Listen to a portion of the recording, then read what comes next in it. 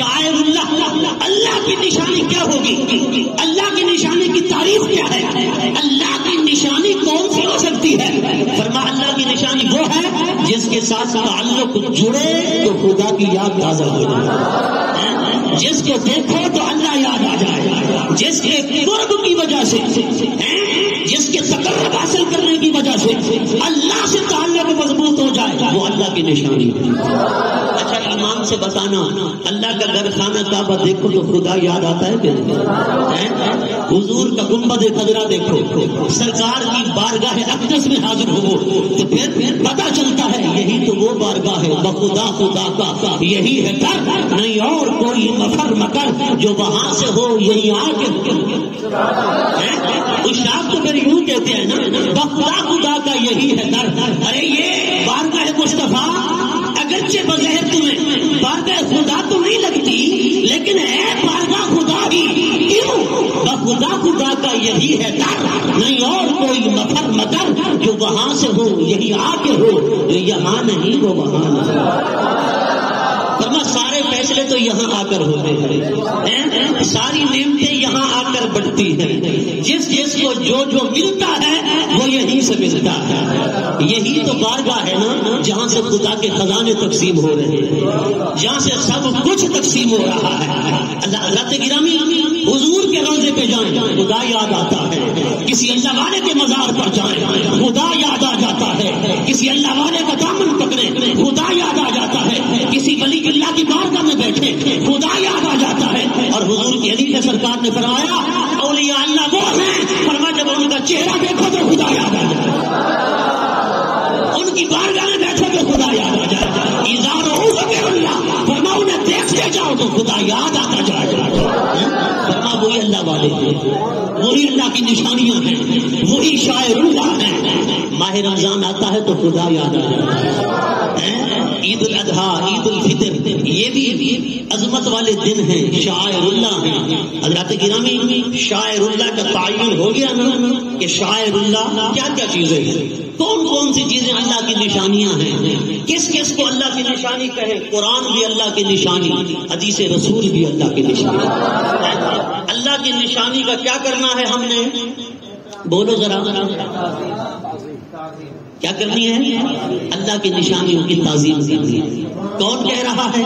اللہ کا قرآن کہہ رہا ہے۔ اللہ کا یاد کر لو، ذرا یاد کر لو، میں آپ کو یاد کروا رہا ہوں۔ اس پرفتن دور میں، بے ادبی کے زمانے میں، جہاں ہر کوئی بے لگام ہوتا نظر آ رہا ہے، میں آپ کو یاد کروا رہا ہوں۔ اللہ کا قرآن کہہ رہا ہے یا ایھا الذین آمنوا، اے ایمان والو، لا تحلوا شعائر اللہ، اللہ کی نشانیوں کی کبھی بے ادبی نہ کرنا، اللہ کی نشانیوں کا احترام کرو، اللہ کی نشانیوں کی تعظیم کرو۔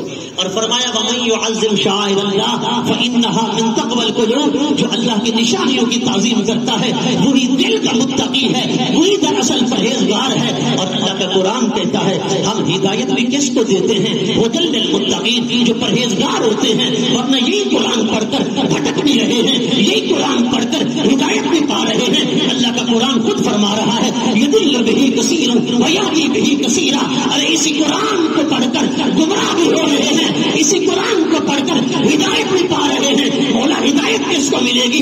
قرآن خود فرما رہا ہے۔ سب سے بڑی تفسیر یہی ہے کہ تفسیر القرآن بالقرآن کی جائے، قرآن کی تفسیر قرآن کے ساتھ۔ قرآن کہتا ہے ومن يعظم، قرآن کہتا ہے هُدًى لِّلْمُتَّقِينَ، جو متقی ہیں رب کا قرآن میں ہدایت دیتا ہے۔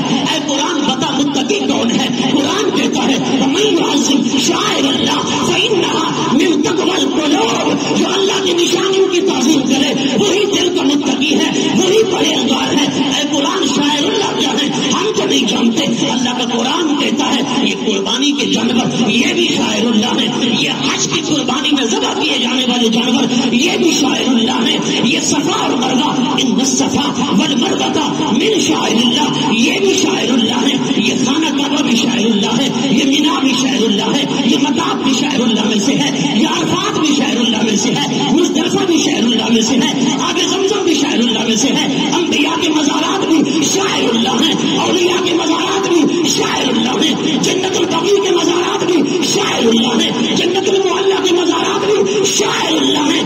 لوگوں حضور کا گنبد خضرا، حضور کی قبر اکبر، یہ بھی شاعر اللہ ہے، جو ان کی تعظیم کرتا ہے وہی متقی ہے اور قرآن اسے ہدایت دیتا ہے۔